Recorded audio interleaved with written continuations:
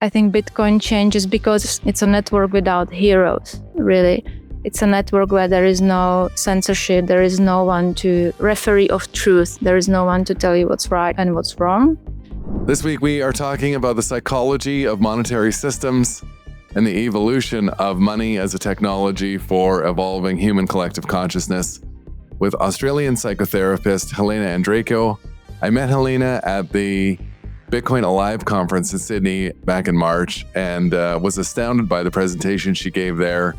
And I'm so thrilled to have her on the show this week to discuss some of her ideas and share some of the content from that presentation. I hope you enjoy.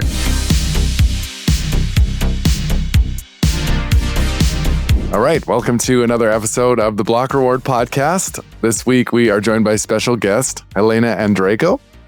Helena, welcome to the show. Thank you, Scott. Thanks for having me. I'm happy to be here. We met a few months back at the Bitcoin Alive conference in Sydney, Australia, and I love going to Bitcoin events and traveling around. You know, I think I had told you this when we were chatting at the event. It's always refreshing. I found your presentation at the conference to be incredibly thought-provoking and fresh, and I loved the ideas that you were presenting. So I'm really excited to have you on here and sharing some of your perspectives. And so, yeah, thank you again. And maybe just before we get started, if you could just give us a little bit of your background and tell us a little bit about your Bitcoin origin story. Sure, of course. So yeah, happy to hear about that you liked my presentation and reading your book. I actually haven't finished it yet, but reading The Tao of Bitcoin, I can see.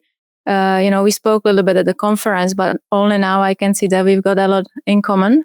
And so just to introduce myself, so I'm a therapist working with individuals and couples. And also I'm a psychedelic-assisted therapist. So when Australia as the first country rescheduled the use of psilocybin and MDMA from being illicit drugs to being used in medical setting for treatment of trauma and depression, I took the opportunity to train as a therapist working with psychoactive drugs to help people with their trauma. So that's what I do now, and I like to describe myself as therapist by day and Bitcoiner by night. So I split my time between those two, Bitcoin and therapy, and I think they have a lot in common. They both about decentralization, really. So when we think about our conditioning, where we're coming from, when we have some issues, some traumas, or we suffer from depressions or anxieties and stuff like that, through therapy or other ways of working with the mind, like meditation or psychoactive drugs and so on, we can decentralize our mind from our preconditioning or our conditioning, really. So I see there's a big overlap for me between therapy and Bitcoin. So I actually met at the Bitcoin conference as well a few people working in therapy. So that was not a surprise to me. So back to my background, though, I've got master's in anthropology. And I somehow ended up working in IT, in project management for many, many years. And I've always felt there's something missing for me. And later in my career, quite late in my career I was in my sort of 40s, I decided to change and become a therapist because I've always wanted to work in psychology. And I don't know if you remember, Scott, I was talking about my personal story. I was using it in my presentation to illustrate how unconscious, which I called unconscious trust, how unconscious trust can stifle our thriving when we are relying on someone, when we entrust someone else. Then we don't control our access to value, what we value, what is dear to us. So I was using this anecdote to illustrate how fiat money how fiat money operates on the unconscious trust. And I was using it, talking about my mom. When I was younger, I wanted to study psychology, and she thought that would be a little bit too draining for me. I've always attracted people coming to me as a good listener. I guess they were sharing their stories, and my mom saw it as a maybe disadvantage, and she was trying to explain to me, no, don't do it. So I listened to her. I trusted her, and I somehow ended up doing something I didn't even really want to do. So yeah, so that's a little bit of my background. How maybe I can tell you a little bit how I came into Bitcoin. I discovered Bitcoin quite early. A friend of mine, a nerdy guy, he was telling me about these coins on computer, just literally like that. And I was like, "What is this? Like, this sounds really weird." And I completely ignored Bitcoin because I didn't know anything about money, how money works. And later on, I heard here and there about Bitcoin, and really I didn't pay attention only until 2017. As many other people in the space, I started to get interested in shitcoins, the altcoins space. And so did a bit of trading and discovered a lot about myself through about my greed, about my FOMO, and got burned and had some time to pause and really think about what is this Bitcoin really? Maybe there is something to it, and got blown away by the ethos of Bitcoin. And I think you talk about it in your book, the Tao of Bitcoin, when you talk about, in order to understand Bitcoin, we have to understand fiat money, and vice versa. In order to understand fiat money, we have to understand Bitcoin. It's like a yin and yang. And really, to get into Bitcoin for me meant to actually trying to study and analyze and understand how the fiat money system operates. So that's my journey into Bitcoin. I think it's a beautiful lead into actually the first question I wanted to ask you, which was really about, at the outset of your presentation, you were talking about the notion that the creation of coinage, the initial invention of money, created actually a new paradigm for human thought. And maybe you could just talk a little bit about that concept. That was totally new to me. Yeah. So there is a guy, Richard C. Ford. He was a classicist, professor, who dedicated his life to studying predominantly ancient money in Greece and India. And he came up with this idea, with this theory of this wide monetization of the society impacted our perception of the world, how we conceptualize the universe. So what he was saying is that, as we know, these first coins, I'm not sure exactly, maybe they call electrum or something like that. They were found near the city of Miletus. And he was pointing at few different convergences. So there was a school, pre-Socratic school of philosophers that was founded in Miletus, in the city of Miletus.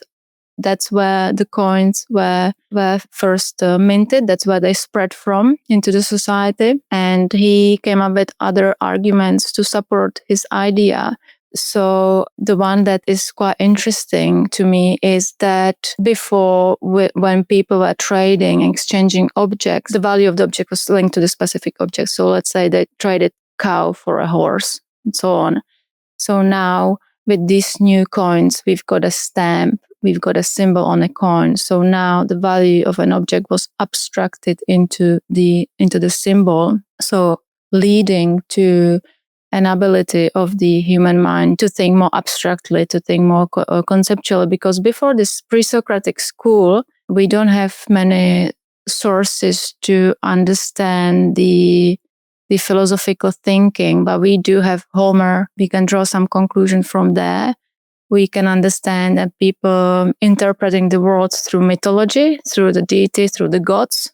And so as Richard C. Ford argued, with the monetization, we now see detachment from this type of thinking, mythological thinking. And also because the trade enabled more people to be part of this new money, and it democratized the trade on its own. And also, again, it supported the dismantling of the top-down structures. So again, linked to that mythological thinking, there are the gods, and we are just the common people. So it's a not very known theory, and I really liked it. I came across it a while ago, and really, as someone who is interested in history as well, it's really felt like it's a good point to start from in my presentation. And actually, I was I wanted to mention your book as well again. I really like your book. Oh, great. Thanks. Yeah, you basically allude to something very similar. When you talk about the Tao, it's the source of everything. It's nameless, and because it goes beyond any categorization. And then you talk about money, how it's naming things. And then you talk about money as a way of quantifying the physical experience, and it impacts our perception of the world. And when we have distorted money, our perception of the world is distorted. So it's all aligning this view, really. But when we look at the literature nowadays about money, we don't find many books talking about this profound impact money has on our collective consciousness, I think. Yeah. And so to come back to this idea, I think that when often, as was true for you and me, when people get into Bitcoin, they also often get into studying the evolution and the history of money. But typically, I think that as part of that discussion, it's much more to do with the formation of complex economies and really the monetary theory. So what was new for me was this discussion of the question is, did the advent of kind of complex money systems actually, as a secondary effect, trigger these philosophy or abstract thinking? And it's just a fascinating idea. And which I suppose, is something you're questioning now as to whether Bitcoin is going to trigger that again. Yeah, absolutely. And it's a question of speculation. We are now in the field of philosophy, psychology. It is perhaps somehow speculative. If there is anyone who is opposing this view, I admit that. But I think as together with other structures like language and family, together with family and language, money has got really a profound influence on us, I think, more than we ascribe it to. So it's quite obvious with family. If we were born into a different family, we would have a different belief system, different self-worth, different way view world, and so on. And the same applies to language. In anthropology, there is a known theory, Sapir-Whorf theory, that talks about language shaping our perception of the world again. It has been debunked at times, and then it's been credited some importance at times. So the influence of this theory has been changing throughout the history of anthropology. But right now, there is a consensus that language does impact our cognition. And it's in the way that what language doesn't allow us to say.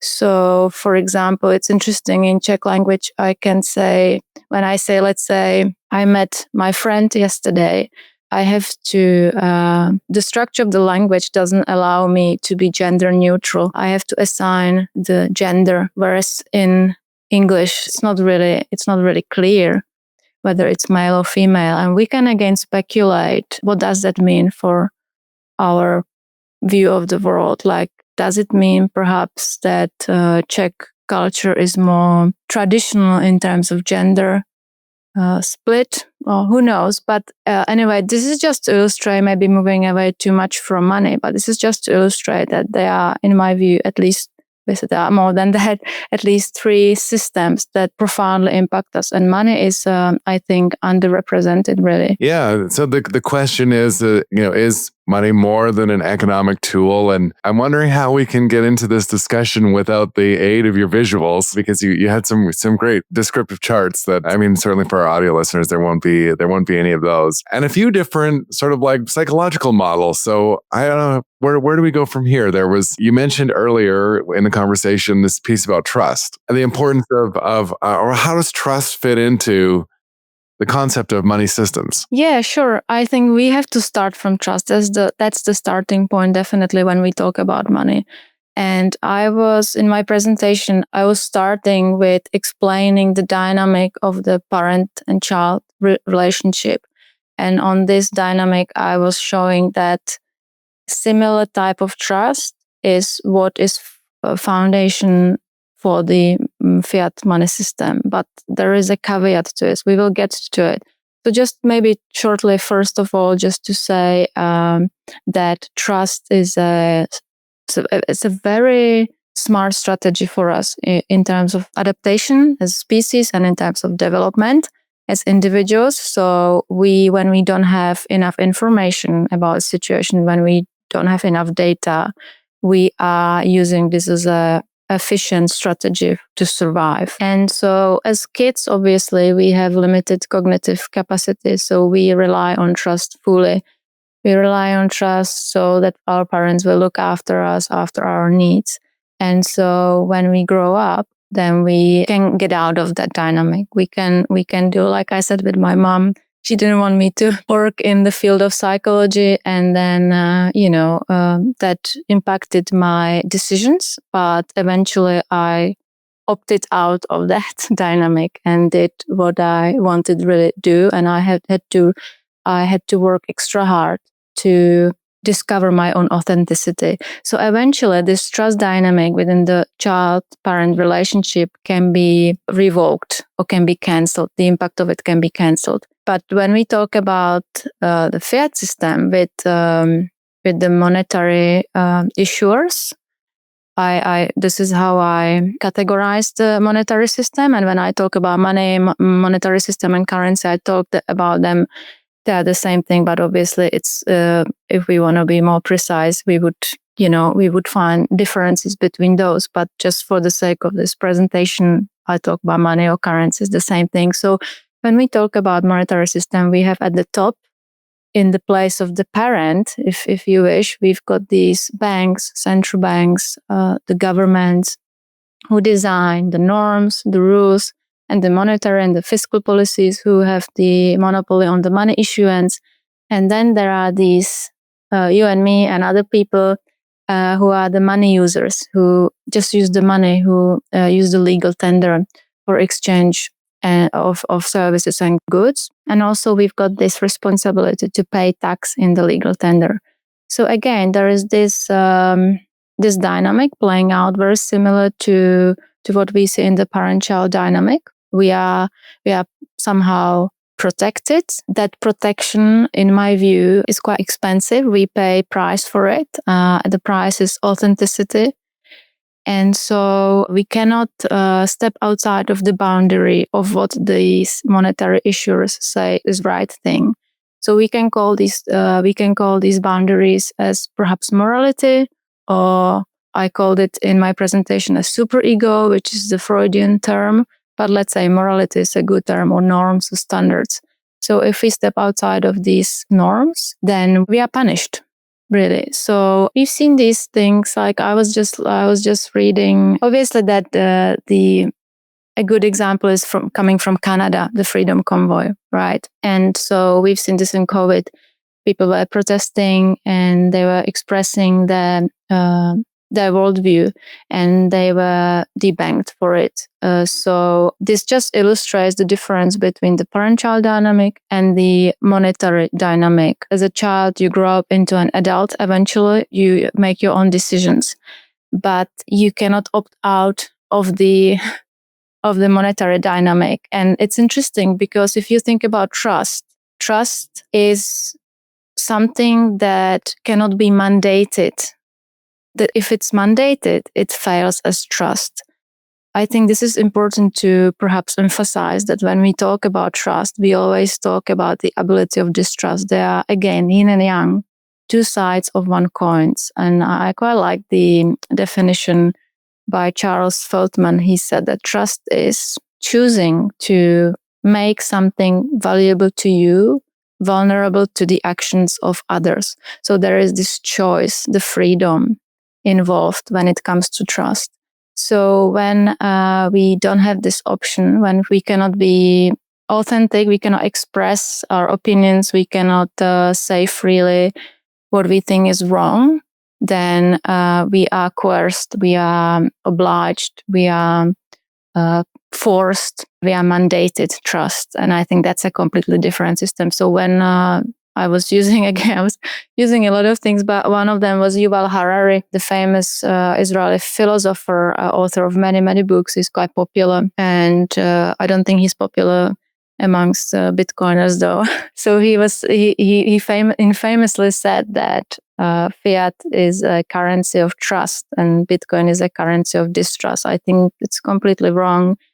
Although maybe the word completely, it might not be right either. But obviously people who are into Bitcoin, they moved into Bitcoin because of their distrust in the institution. So the motivation maybe is driven by distrust. But when we say this, we also have to say B. Yeah, A and B is following. So why did people moved away or tried to move away from fiat? Because not because they distrust, but because there is someone they cannot trust. So someone is untrustworthy. And I think there is something we see, and perhaps we don't even realize that, but we see this phenomenon that there is moral superiority ascribed to trust, really. Trust is something that is moral, is desired.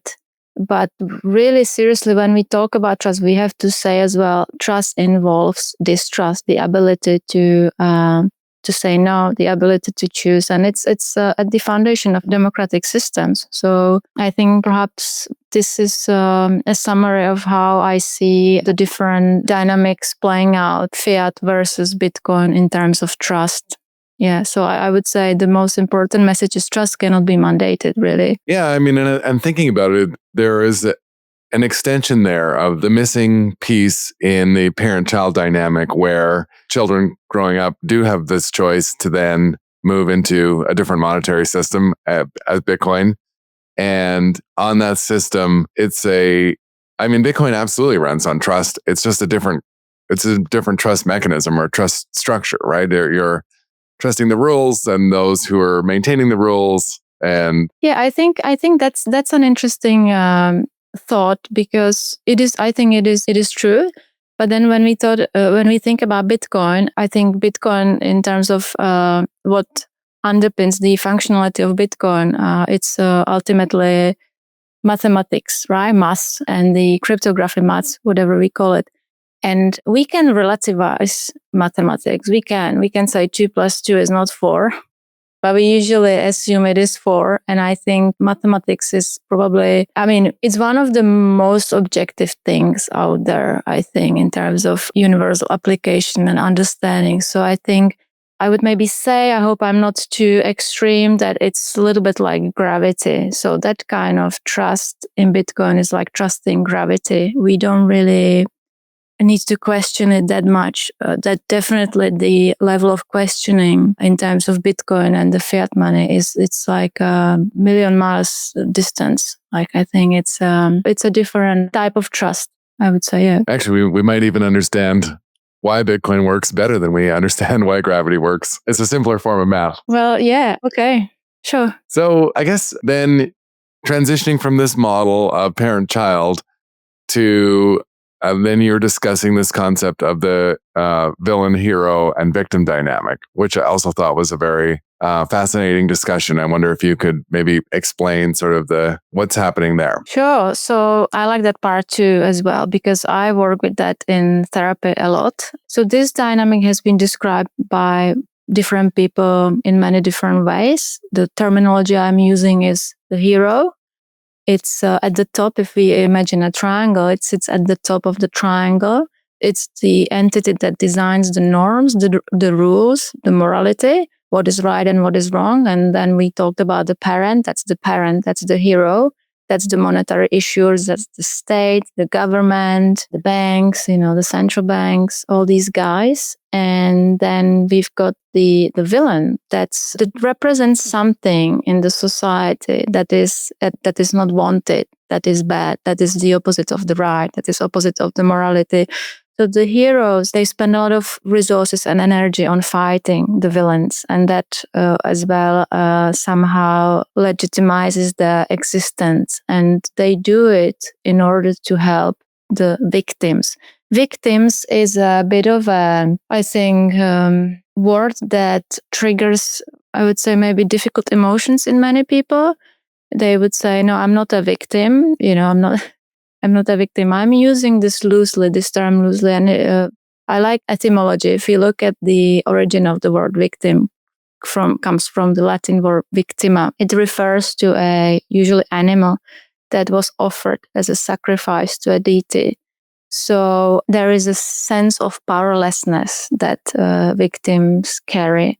So I think that, so that is just, I would say, conceptual summary of how this triangle, this dynamic works. And obviously it's important to say that within this dynamic, these roles are interchangeable. That's why we call it dynamic, because they can change, they do change. So for example, when we talk about back in, 2010 or 2011, 12, the banks, their narrative was that Bitcoin is bad. It's the villain. It's the evil. It's, you shouldn't be getting involved in Bitcoin or with Bitcoin. And so now the narrative is changing.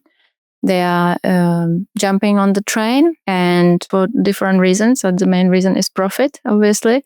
And so they are changing the narrative now. Perhaps Bitcoin, it may not be the villain, but we can use this dynamic on many, many different situations. And for example, we see today it's the disinformation, misinformation is the victim, right? So we have these fighters, these heroes who are telling us what the right information or what the truth is really. And this is still shocking to me, but here in Australia, where I am from, I'm not from Australia, but where I live, we've seen these efforts in the government to try to really become those heroes for us, to dictate what the information is and where the misinformation and disinformation starts. So what the truth is, really positioning themselves in the place of the heroes, in the place of gods. Yeah, so I think it's a fascinating, and I admit it's a bit of simplifying dynamic. It makes things clear, and I think things are a little bit more complex than that, but I think it makes things simple and easily to understand what's going on. Hey everyone, quick question. Have you ever thought about starting a video podcast like this one? I want to introduce you to the team behind my show, Podigy. This podcast has been one of the best marketing tools for our business, and thanks to Podigy, all I have to do is hit record. They handle everything else: editing, writing, publishing, and making sure that it's perfectly optimized for every platform. They only work with disruptors, mavericks, and change makers, people making a real difference, spreading big ideas. Typically, Podigy is fully booked, but right now they have a few spots open for new clients. Listeners of this show get 10% off launching their own podcast or optimizing their current one. Click the link in the bio for a free one-on-one podcast planning session with Podigy. If you are thinking about starting a podcast or you have one and you want to take it to the next level, I can't recommend Podigy enough. Check them out. And so, I guess it's the transition of an idea from first kind of questioning the relationship between money as an economic tool and money as something that shapes how we think and view the world.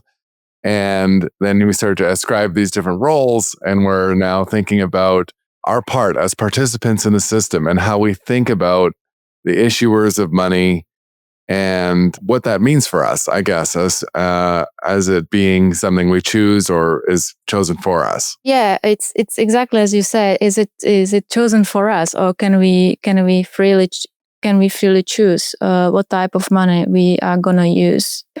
And right now we see we hear a lot about CBDCs, and you had Efrat on your podcast, and she talks about it very well. She understands the issue, and right now this is I would say almost like a rolling ball that cannot be stopped. Almost, it seems to be, or at least we feel like it cannot be stopped. So I wonder whether we can get out of that victim position and try to stop it, because things are decided without us, really.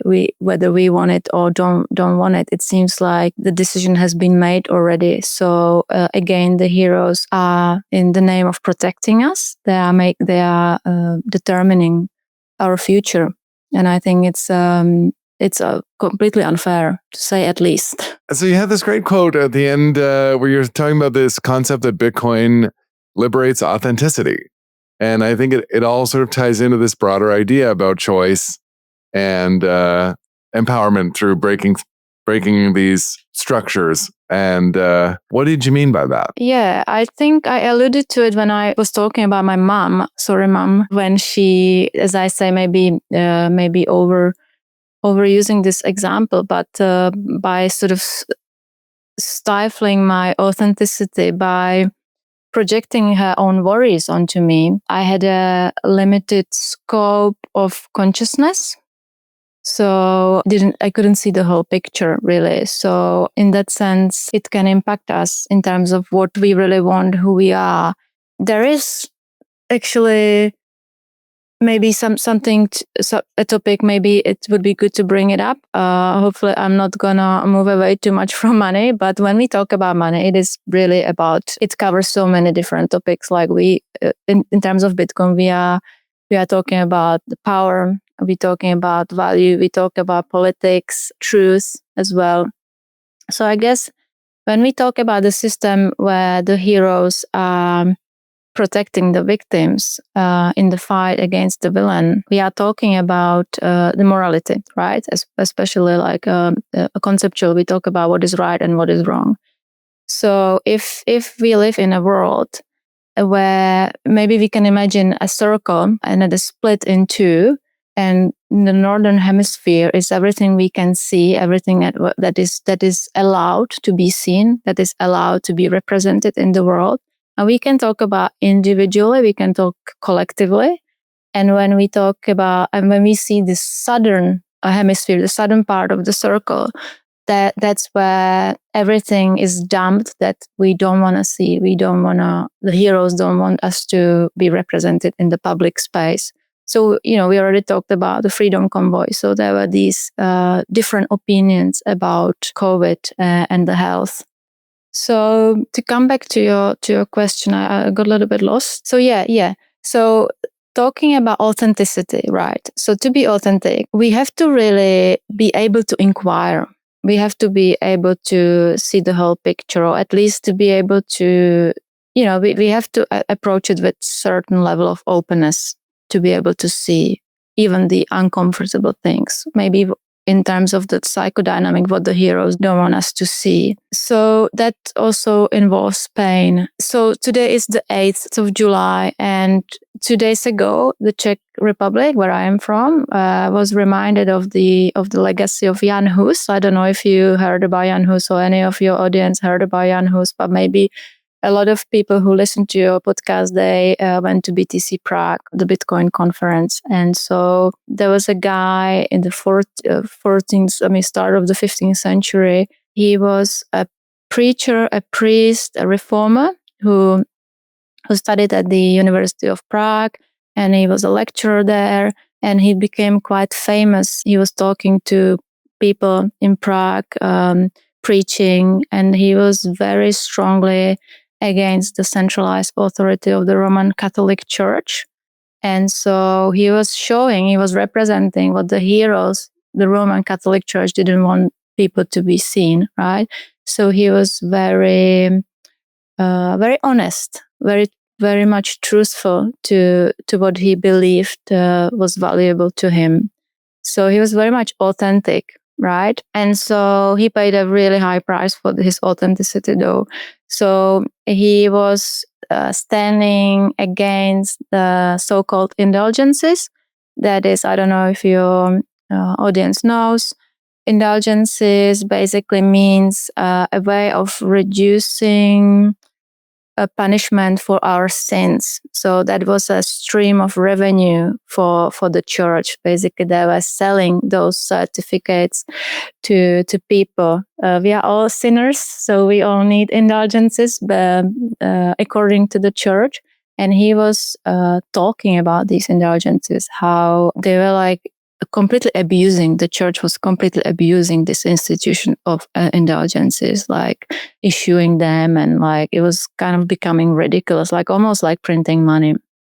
And so he was talking about it openly in public. He was also pro communion in the bowls, which means the mass, people are getting the bread, symbolizing the body of the Christ, and the blood symbolized by the wine.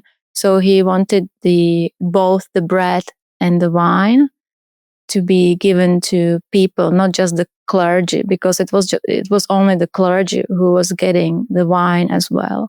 And he was also pro preaching to be, to be communicated through the Czech language, not German, because back then there were lots of Germans living in Bohemia. So eventually he was excommunicated. Long story short, he was excommunicated, and then he was summoned to the Council of Constance, where he was burned at the stake. So in 1415, on the 6th of July. So Czech people nowadays, they've got a day off in memory of Jan Hus, who, in my view, it's a timely reminder. He was someone who was being authentic, who was being truthful. He was preaching his truth against the centralized power of the Roman Catholic Church. And he paid a very high price. And it's interesting how we changing the dynamic again from the position of the church. He obviously was the villain, but nowadays he's celebrated. Jan Hus, in English, it's actually sort of funny. Jan the Goose. His name is Goose. And he famously said that allegedly before he was burned, we don't know if it's true, he said that now you killed the goose, but in a year there is going to be a swan that you will not be able to burn. And the swan was Martin Luther. So this guy, this Hus, this Jan the Goose, he was basically the first Bitcoiner. He was the like a forerunner to the Protestantism. So we can say maybe that Czech country is the first Protestant country. And I think that's kind of fitting in terms of the Bitcoin conference being in Prague, really, because I think Czech people, they have a lot of interesting history in terms of fighting the decentralization. That's a great analogy. And early in the conversation, we're talking about this concept that the ability to dissent is part of the trust, right? And some interesting connection there. Yeah, absolutely. I think the ability to dissent, when it's taken away from people, we cannot talk about democracy anymore, really. And also, we cannot talk about democracy if we don't have information, if the system is not transparent, really. And that is fiat money system. It's completely obscure. Like, there's no transparency. So, I think Bitcoin is an illuminator for many people that brings them that raise the awareness. And that's one of Bitcoin's function, and it illuminates. Really. So we started the conversation talking about the notion that money was a technology that expanded consciousness. And I would just love to hear your thoughts on what do you think Bitcoin will do for human collective consciousness? Yeah. So again, we can speculate, right? But I've got a few ideas, and I'm gonna share them in my book. So I don't want to spill the beans completely, but obviously I will hint. I think I talk a lot about pain and truth. I think Bitcoin changes because it's a network without heroes, really. It's a network where there is no censorship. There is no one to referee of truth. There is no one to tell you what's right and what's wrong.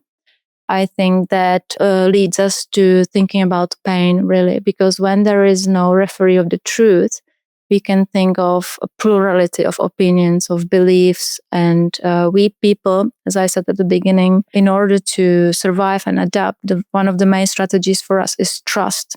So how else can we orientate ourselves in the environment? There is such a plurality. I think that's what brings us to pain as well. And I think pain necessarily is not a bad thing. We don't need to be masochists or love pain to admit there is a role that pain plays in our life that is constructive role. Probably everyone who is listening at least once in their life, they were going through a stage in life where they that was painful, really. But maybe in hindsight, when we look back at these phases in our life, we can say that we grew through these. Pain has got an informative function, so it informs us about the status of things. So I think conceptually, philosophically, I think because just because there is no hero, there is no middleman, no intermediary, no hero to verify transaction, to validate. There is this plurality that bring that pain that can be really constructive, that can be, tied to authenticity or truth. And so I think it can change our relationship with pain, importantly, because I think nowadays we live there's a guy, his name is, hopefully I'm not gonna mess up his name. His name is Byung-Chul. He's a Korean German philosopher, and he talks about palliative society. We live in a palliative society. So society that is really focused so much on eradicating pain, on security, safety, survival. And we, again, maybe overused, but again, we saw it in COVID. Like people who showed no fear, they were kind of stigmatized, really. So we see it in the fiat money system through printing money, through bailout to banks. We see it through, the centralization of money and the abstraction of money to kick off this constant abundance, this constant growth that is actually only leading to suffering. So in the presentation as well, I talked about in relation to pain about the money being a memory. And if we think about fiat, it's completely non-transparent. I don't even know, like you pay taxes, you don't know where the tax goes to. You don't, it's as a ledger, like it's like a messy, obscure ledger. So if we think about these heroes in the monetary system and the governments and the states and so on, debanking people, what is painful. If we think about it, we can then extend this metaphor of money being memory to say that fiat is a selective memory, and we can think of Bitcoin that is absolute memory, because anything that is recorded on Bitcoin, it cannot be erased. So there is, again, a pain is involved on Bitcoin. So I think where we got now is also through our reliance on the heroes to save us from pain, really. So I think there are lots of implications, lots of concepts we can play with when it comes to thinking about Bitcoin. This in this psychodynamic way, we can think about changing our relation to pain. Then we can think about advancing or enhancing critical thinking through Bitcoin as well. Because again, and maybe on a more practical level, on Bitcoin, you have to really be quite smart or self-reliant, or you have to learn a lot. Otherwise, you will lose your Bitcoin. There is no hero to save you. Again, it's painful, but it leads eventually to a growth. So eventually, I think Bitcoin can really lead to move us away from this childlike, dependent, mandated trust relationship into this more, pain-involving, but more adult-like, more self-responsible, more mature. Or if we think about the development of the self, we think as a baby, and there is this like the self and the ego haven't been formed yet. So when we think about the collective consciousness, I think it's a mature consciousness, really, that doesn't discriminate anything out of the equation. And that can be difficult, yeah. But I was also talking about it in the presentation. There was the point where I was talking about this plurality within Bitcoin, because there's no hero, there is nothing. nothing is censored. I was talking about how it involves pain, but also I was talking about, does it actually mean it's immoral, right? Is immorality lacking when there is really actually nothing is assigned as moral? So nothing is assigned as right or bad. So philosophically, conceptuologically, it leads us to the question, like, is this immoral? But I was using some of the attributes of the Bitcoin network to illustrate that actually morality is not absent on the Bitcoin network. Actually, quite the opposite, because of the, as I said already, the immutability of the ledger, because of the proof of work, and because of the limited supply. These are the boundaries, right? If we think about the Bitcoin as decentralized, it's boundaryless. But if you think about these rules, these are the boundaries. But interestingly, if we think about, just coming back before I said that, boundaries represent morality, right? But interestingly, if you think about the fiat system, interestingly, the money supply it's completely, it's like free, it's unlimited. So there's that freedom there, boundaryless. But the boundaries are represented by the heroes. So really, it is. You see the difference. It's reversed, and there is a danger in giving the right or the freedom to the heroes to design those boundaries, because that can be completely abused and exploited. Which is exactly where we are now, in a lot of different control mechanisms being rolled out at various speeds. Yeah, absolutely. Yeah, this has been so much fun. That might be a natural breakpoint for the conversation. Thank you so much for coming on and sharing your ideas. And we will be sure to include a link to the presentation in the show notes. But is there anywhere else we can steer listeners who want to find more of you? Thank you for having me, Scott. It's been a pleasure and good fun. And yeah, if the listeners want to see my presentation, that's great. And maybe they can connect with me on Twitter, on X. I'm there as they can find me there as Dissent Mind, as in decentralized mind 21. Yeah, I'll be happy to connect. Yeah. Well, we'll look forward to the release of your forthcoming book. I know I'll be picking up a copy and excited to read it. And if you're listening to the show and you made it all the way to the end of the episode, I want to thank you as well for tuning in, and hope to see you next week. Thank you. Thanks for listening to this episode of The Block Reward. We're trying to do something different here, creating accessible conversations meant for people who aren't obsessed with Bitcoin. If you found this episode informative and engaging, hit that subscribe button to make sure you stay updated with future episodes. Your feedback matters. We'd greatly appreciate it if you could take a moment to share your reviews and help us with our goal of creating Bitcoin content that is simple and easy to understand. Bitcoin has an important role to play in the future of finance. It will change the way we save, spend, and invest. Discover why Bitcoin offers a game-changing opportunity for forward-thinking employers by visiting blockrewards.ca. Block Rewards' mission is helping Canadian employers implement strategies for integrating Bitcoin into compensation and benefits, supercharge your recruitment and retention strategies, and help your team members plan for the rising cost of living by rewarding their work with the hardest money ever invented. Big shout out to Podigy, our production team that makes all this possible, and BMX Escape for producing our music. Bitcoin is an expansive and dense topic many people walk away from early. To Bitcoin enthusiasts looking for that podcast they can share with friends, family, and colleagues, one they'll actually listen to, we hope that is us. The content of these conversations is meant to be provided for information purposes only. Nothing here is investment advice. Bitcoin is a big topic. Be sure to do your own research before making any personal financial decisions. Thanks for listening.